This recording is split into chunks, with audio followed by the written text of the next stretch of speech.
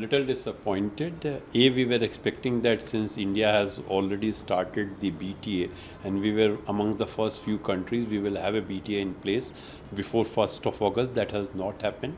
Secondly, a high duty of 25% has been imposed on India, coupled with the fact that my competitors in South Asia and Southeast Asia have a lesser duty. But at the same time, we are also looking into that this is a problem which is only for a temporary period. We expect the BTA to be culminated by fall of 2025 as decided by the two leadership. So it's a problem which is there for 2 to 3 months. Now we know that on India 25% tariff is there, a lot of orders which were on hold.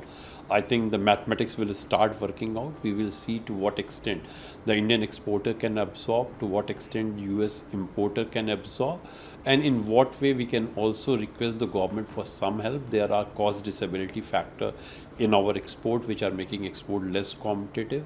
We may approach the government to address them, and probably that will provide some relief to the industry. They will continue with the business because both sides note that this is a very temporary problem, and once the BTA is in place, whatever little hit, little loss they incur at this point of time, they will be able to recover in post BTA scenario. Secondly, sir, which industry do you think will be the most affected by tariffs? I think it will depend in which industry, who is my competitor. Apparel and textile is definitely going to impact it because all my South Asian competitors, Southeast Asian competitor, with the exception of China, is having a lesser duty. So is true of footwear sector because Vietnam will have 20% duty, Indonesia 19% duty, India will be at 25% duty. High duty of 25% on gems and jewelry will be impacting the demand also and our exports also. So these are the segments which will be impacted substantially, and probably we will be having a dialogue with these industry to see in what way we can approach the government to help these sectors. And also the export in general, which was roughly 55% of India's export to the tune of around 47 to 48 billion dollar, is impacted because of the high tariff, though of course it will vary from sector to sector, and that's why probably a little detailed analysis needs to be done before we approach the government. Also, sir, so is it time to rethink, our sort of export markets and diversify, and not just depend on America? Absolutely, diversification has been a policy in the past also. The good thing is now we have the free trade agreement, and our free trade agreement are with the complementary economies who are major markets also. We have the market of Australia, UAE, European free trade countries, and now UK will be opened for India. Much of the exports may go to these markets also. If you look into the trend of export to these, they are better than my national average of exports. For example, in goods sector, we basically manage what we achieved a year before. But if you look into my export to UAE as well as to Australia, they are clocking double-digit growth, and definitely diversification will happen. Also keep in mind that we have a very vibrant domestic market also, and therefore the challenge for Indian exporter is not the challenge for Southeast Asian countries where they have to export at any cost. We have the domestic market to provide solace if there is much challenge for the industry. जैसे sir आपने बोला कि we have in India and आत्मनिर्भरता, so आप उस पर क्या कहना चाहेंगे? देखिए, आप इंडियन मार्केट देखिए, हमारे पास बहुत यंग पॉपुलेशन है, हमारा परचेजिंग पावर बढ़ता जा रहा है, हमारा जो मिडिल इनकम ग्रुप बढ़ता जा रहा है, तो इंडिया में डिमांड ऐसे भी बढ़ती जा रही है।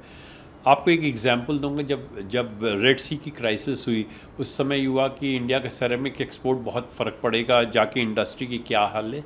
हम लोगों ने खुजा एक क्लस्टर है सेरेमिक्स का, उसमें विज़िट किया, तो उन्होंने बोला कि इंडस्ट्री के ऊपर कोई प्रभाव नहीं आया, एक्सपोर्ट ज़रूर प्रभावित हुआ है बिकॉज वो उतना फ्रेट एब्जॉर्ब नहीं कर सकते। बट इंडिया में जब से ये लार्ज डिपार्टमेंटल स्टोर्स आ गए हैं और कंज्यूमर का ट्रेंड टुवर्ड्स दिस प्रोडक्ट हो गया है, तो उनका मार्केट बहुत अच्छा बना हुआ है।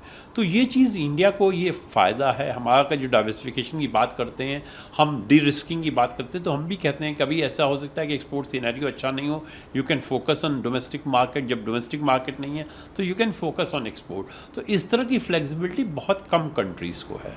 और सर जैसे जो उनका जो टैरिफ इम्पोज हुआ है दैट्स वे लेस देन जो हमारे पे इम्पोज हुआ है, तो does this reduce our competitiveness in the global market? Competitiveness तो नहीं कहूँगा, बट अगर आप लैंडेड प्राइस की बात करेंगे प्रोडक्ट की, बिकॉज ओवरसीज़ कस्टमर के लिए वो इम्पॉर्टेंट है। जिस कंट्री पे कम टैरिफ लगा है उनकी लैंडेड प्राइस कम रहेगी, एज्यूमिंग कि दोनों की कॉस्ट ऑफ प्रोडक्शन एक है, तो डेफिनेटली उनको एडवांटेज है। लेकिन हम ये देख रहे हैं कि ये जो उनको एडवांटेज है उसको हम किस एक्सटेंट तक नलिफाई कर सकते हैं। दैट्स वाई हम देखेंगे कि हम एक्सपोर्टर या यूएस का इंपोर्टर किस तरह उस कॉस्ट को एब्जॉर्ब कर सकता है।